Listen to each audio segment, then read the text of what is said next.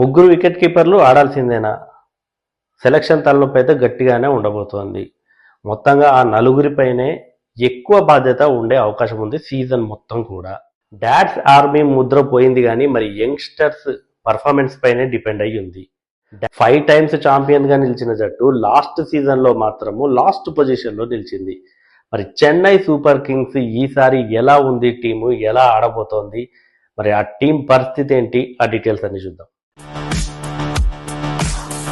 2010లో ఛాంపియన్గా తమ ప్రస్థానాన్ని మొదలుపెట్టింది చెన్నై సూపర్ కింగ్స్. 2008లో ఐపీఎల్ స్టార్ట్ అయినప్పటి నుంచి 2 సీజన్లు వెయిట్ చేయాల్సి వచ్చింది. ఆ తర్వాత 2010లో మొట్టమొదటిసారిగా ఛాంపియన్గా నిలిచింది. ఆ తర్వాత 2011లోనూ డిఫెండ్ చేసుకుంది తమ ఛాంపియన్షిప్ని. ఆ తర్వాత 2018లో 7 సీజన్లు వెయిట్ చేయాల్సి వచ్చింది మూడో టైటిల్ కోసం చెన్నై సూపర్ కింగ్స్. 2018లో ఒక టైటిల్ గెలిచింది, 2021లో ఒక టైటిల్ గెలిచింది, 2023లో మరో టైటిల్ గెలిచింది. మొత్తంగా 5 సార్లు ఛాంపియన్గా నిలిచింది చెన్నై సూపర్ కింగ్స్. మరి ఈ చెన్నై సూపర్ కింగ్స్ 5 సార్లు ఛాంపియన్గా నిలవడంలో కీ రోల్ ప్లే చేసింది ఎంఎస్ ధోని. ఆబ్వియస్లీ కెప్టెన్ అతనే కాబట్టి. రవీంద్ర జడేజా, రవిచంద్రన్ అశ్విన్ ఇద్దరు అయితే బ్యాక్ బోన్ లాగా నిలిచారు టీంకి. ఫారెన్ ప్లేయర్స్ విషయం తీసుకుంటే Dwayne Bravo, Faf du Plessis, Shane Watson, Imran Tahir, Albie Morkel, ఇలా చాలా మంది వచ్చారు. ఇంకా ఫారెన్ ప్లేయర్స్ అయితే చాలా మంది. సో వాళ్ళందరూ కూడా కీ రోల్ ప్లే చేశారు. మొత్తానికైతే ఈసారి మాత్రం టీం చాలా డిఫరెంట్ గా కనిపించబోతోంది. చాలా మార్పులే జరిగాయి. మొత్తం కొత్త రక్తం వచ్చింది టీంలోకి. రవిచంద్రన్ అశ్విన్ లేడు. రవీంద్ర జడేజాని ట్రేడ్ చేశారు రాజస్థాన్ రాయల్స్కి. సో ఐపీఎల్ హిస్టరీలోనే అది బిగ్గెస్ట్ ట్రేడ్గా చెప్పుకున్నాము. శామ్ కరణ్ అండ్ రవీంద్ర జడేజాని రాజస్థాన్ రాయల్స్కి ఇచ్చి రాజస్థాన్ రాయల్స్ నుంచి సంజు శాంసన్ని తీసుకుంది చెన్నై సూపర్ కింగ్స్. సంజు శాంసన్ను తీసుకున్న తర్వాత అతన్ని కెప్టెన్ని చేస్తారనుకున్నారు, కానీ రుతురాజ్ గైక్వాడ్నే కెప్టెన్గా కొనసాగించారు. మనకు తెలుసు ఆక్షన్లో ఏం జరిగింది అంటే యంగ్స్టర్స్ని 14 కోట్లకు తీసుకుంది. ఇద్దరు యంగ్స్టర్స్ని, ప్రశాంత్ వీర్ అండ్ కార్తిక్ శర్మ. సో ప్రశాంత్ వీర్ని ఎందుకు తీసుకుంది? రవీంద్ర జడేజా లాంటి ప్లేయర్, అతను మంచి ఆల్రౌండర్. మరి అంత పెట్టి తీసుకున్నప్పుడు ఖచ్చితంగా వాళ్ళు ప్లేయింగ్ 11లో ఉండే అవకాశాలు ఉన్నాయి, వాళ్ళని ఖచ్చితంగా ఆడించాల్సిందే. మరి Sanju Samson, Ruturaj Gaikwad key role play చేస్తారు టాప్ ఆర్డర్లో వీళ్ళు. సో మిడిల్ ఆర్డర్లో, లోయర్ మిడిల్ ఆర్డర్లో MS Dhoni and Shivam Dube. So ఈ నలుగురిదే రెస్పాన్సిబిలిటీ ఉంటుంది. ఇద్దరు ఛాంపియన్ ప్లేయర్స్ ఉన్నారు మనం, సంజు శాంసన్ అండ్ శివం దుబే. ఇద్దరు T20 వరల్డ్ కప్ గెలిపించడంలో చాలా కీ రోల్ ప్లే చేశారు. మనకు తెలుసు Sanju Samson player of the సిరీస్గా కూడా ఎంపికయ్యాడు. మంచి ఫామ్లో ఉన్నాడు సంజు శాంసన్. ఇక శివం దుబే కూడా సేమ్, లోయర్ డౌన్ ద ఆర్డర్లో వస్తాడు, బిగ్ హిట్స్ కొట్టగలడు, ఒక మ్యాచ్ విన్నర్ లాగా మారిపోయాడు. గతంలో చూసిన శివం దుబేకి ఈసారి T20 వరల్డ్ కప్లో చూసిన శివం దుబేకి చాలా చాలా డిఫరెన్స్ అయితే కనిపించింది. సో ఆ డిఫరెన్స్ అనేది మరి ఈసారి చెన్నై సూపర్ కింగ్స్కి ఏమన్నా కౌంట్ అవుతుందా అనేది చూడాలి. దీనికి తోడు రుతురాజ్ గైక్వాడ్. సో తను అంతకుముందు ఒక సీజన్ ఆఫ్ కలర్లో కనిపించాడు, అంటే టీంలోకి లేదు, ఇంజురీ కారణంగా బయటకు వెళ్ళాడు. కాబట్టి మరి రుతురాజ్ గైక్వాడ్ కూడా తనను తాను ప్రూవ్ చేసుకోవడానికి ఇది ఒక మంచి ఛాన్స్. మళ్ళీ అతనికి కెప్టెన్గా కానివ్వండి, బ్యాటర్గా కానివ్వండి. అంతకుముందు సీజన్లో అద్భుతంగా ఆడాడు రుతురాజ్ గైక్వాడ్. సో తన మీద అయితే ఎవరికి ఆ డౌట్స్ లేవు. కాబట్టి ఈ నలుగురు చాలా కీ రోల్ ప్లే చేస్తారు. స్క్వాడ్లో చూస్తే టాప్ ఆర్డర్లో వీళ్ళు ఉన్నారు. సో బ్యాటింగ్లో డెవాల్డ్ బ్రెవిస్ ఉన్నాడు, సర్ఫరాజ్ ఖాన్ చాలా సర్ప్రైజ్ ఇంక్లూజన్ తనది కూడా ఆప్షన్లో. కాబట్టి మరి తనకి వీళ్ళు ఏమన్నా లిఫ్ట్ ఇస్తారా? మరి అలా జరగాలి అంటే తను ఖచ్చితంగా ప్లేయింగ్ 11లో ఉండాలి సర్ఫరాజ్ ఖాన్. కానీ స్కోప్ అయితే చాలా తక్కువగా ఉంది. అన్షుల్ కాంబోజ్ గత సీజన్లో కూడా బాగా ఆడాడు, చూసాం మనం. తను ఆల్రౌండర్, మీడియం పేస్ వేస్తాడు. ఆ తర్వాత ఉర్విల్ పటేల్ ఉన్నాడు. సో వీళ్ళకు వికెట్ కీపర్లు అయితే ఎక్కువగా ఉన్నారు. 3 వికెట్ కీపర్లు అనుకున్నాం కదా, అసలు 4 ఉన్నారు స్క్వాడ్లోనే చూస్తే.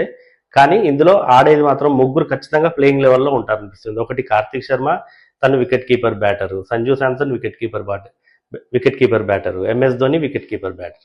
సో ఈ రకంగా 3 వికెట్ కీపర్లు అయితే ఖచ్చితంగా టీంలో ఆడాల్సినటువంటి అవసరం అయితే ఉంటుంది. ఇక పేస్ బౌలర్ల విషయానికి వస్తే ఇండియన్ పేసర్ ఖలీల్ అహ్మద్ ఉన్నాడు, గుర్జప్నీత్ సింగ్ ఉన్నాడు, మ్యాట్ హెన్రీ ఉన్నాడు. Kiwis pace bowler Matt Henry. Nathan Ellis గాయం కారణంగా దూరమయ్యాడు టోటల్గా ఐపీఎల్గా. సో తనకైతే రీప్లేస్మెంట్ ఇమ్మీడియట్గా అయితే తనకు రీప్లేస్ తీసుకోలేదు, భవిష్యత్తులో తీసుకుంటారేమో చూడాలి. కానీ ముఖేష్ చౌదరి ఉన్నాడు. అట్లాగే మనం మీడియం పేస్ అటాక్లో జేమీ ఓవర్టన్ను తీసుకోవచ్చు, శివం దుబే వేయగలడు. ఇక స్పిన్నర్ల విషయానికి వస్తే నూర్ అహ్మద్ ఉన్నాడు, రాహుల్ చహర్ ఉన్నాడు, అఖిల్ హుసేన్ ఉన్నాడు, రవీంద్ర జడేజా లాంటి బౌలర్ అనుకున్నాం కదా ప్రశాంత్ వీర్ని. సో తను కూడా మంచి స్పిన్నర్ గా అయితే వీళ్ళకి ఎదగడానికి చాలా మంచి అవకాశం ఉంది. సో ఈ రకంగా స్క్వాడ్ అయితే బ్యాలెన్స్డ్ గానే కనిపిస్తుంది. మిడిల్ ఆర్డర్ లో ఒక మంచి ఎక్స్పీరియన్స్డ్ బ్యాటర్ అయితే లేడేమో అని నాకు అనిపిస్తుంది. సో మరి వీళ్ళ ప్లేయింగ్ 12 ఎలా ఉండబోతోంది? ఎట్లాగో మనకు తెలుసు సంజు శాంసన్ మంచి ఫామ్ లో ఉన్నాడు, ఓపెనర్ గానే మంచి ఫామ్ లో ఉన్నాడు కాబట్టి తనను ఓపెనర్ గానే కంటిన్యూ చేస్తుంది. సంజు శాంసన్ అండ్ ఆయుష్ మాత్రే ఎట్లాగో ఓపెనింగ్ లో ఆడతారు. తర్వాత నెంబర్ 3లో రుతురాజ్ గైక్వాడ్ ఆడతాడు. నెంబర్ 4లో డెవాల్డ్ బ్రెవిస్ ఉంటాడు. నెంబర్ 5లో శివం దూబే. లేదు లెఫ్ట్ అండ్ రైట్ కాంబినేషన్ కావాలంటే సో శివం దూబేని నెంబర్ 4లో ఆడించి బ్రెవిస్ ని నెంబర్ 5లో ఆడించవచ్చు. ఆ తర్వాత నెంబర్ 6 అండ్ నెంబర్ 7 యంగ్స్టర్స్ ని ఆడిస్తారా? ఆ ఛాన్స్ ఇచ్చే ధైర్యం చేస్తాడా మరి రుతురాజ్ గైక్వాడ్? సిఎస్కే మేనేజ్మెంట్ అనేది అయితే చాలా ఇంట్రెస్టింగ్ గా ఉండబోతోంది. కార్తిక్ శర్మ అండ్ ప్రశాంత్ వీర్ని నెంబర్ 6 అండ్ నెంబర్ 7లో ఆడిస్తే బెటర్ అనిపిస్తుంది. కార్తిక్ శర్మ బిగ్ హిట్స్ కొట్టగలడు, రాజస్థాన్కి చెందినటువంటి వికెట్ కీపర్ బ్యాటర్. మనం తన గురించి అంతకుముందు వీడియోలో కూడా మాట్లాడుకున్నాం. ఐపీఎల్ ఆక్షన్ జరిగినప్పుడు భారీ హిట్స్ కొట్టగలడు. అలాగే మనం ప్రశాంత్ వీర్ గురించి కూడా మాట్లాడుకున్నాం. ప్రశాంత్ వీర్ కూడా రవీంద్ర జడేజా లాంటి ప్లేయర్ అన్నాం కాబట్టి సో ఆ రకంగానే ఉంటుంది ఆ బ్యాటింగ్ స్టైల్, ఆ హిట్స్ కూడా. అప్కమింగ్ ఫినిషర్స్ గా మారడానికైతే వీళ్ళకి చాలా అవకాశాలు ఉన్నాయి. తర్వాత నెంబర్ 8లో ఎంఎస్ ధోని ఉంటాడు. ఇక నెంబర్ 9లో జేమీ ఓవర్టన్ ఏమైనా ఆడిస్తారా? ఎందుకంటే నాథన్ ఎల్లిస్ లేడు కాబట్టి ఆ ఫారెన్ పేస్ అటాక్ అనేది ఉండాలి అంటే Jamie Overton England pace bowler, bowling all rounder గా తెలుసు చాలా మంది. తను బిగ్ హిట్స్ కొట్టగలడు Jamie Overton. Number 10 Noor Ahmad, number 11 Matt Henry, number 12 Khaleel Ahmed. Noor Ahmad and Prashant Veer ఇద్దరు లెఫ్ట్ ఆర్మ్ స్పిన్నర్లే అవుతారు.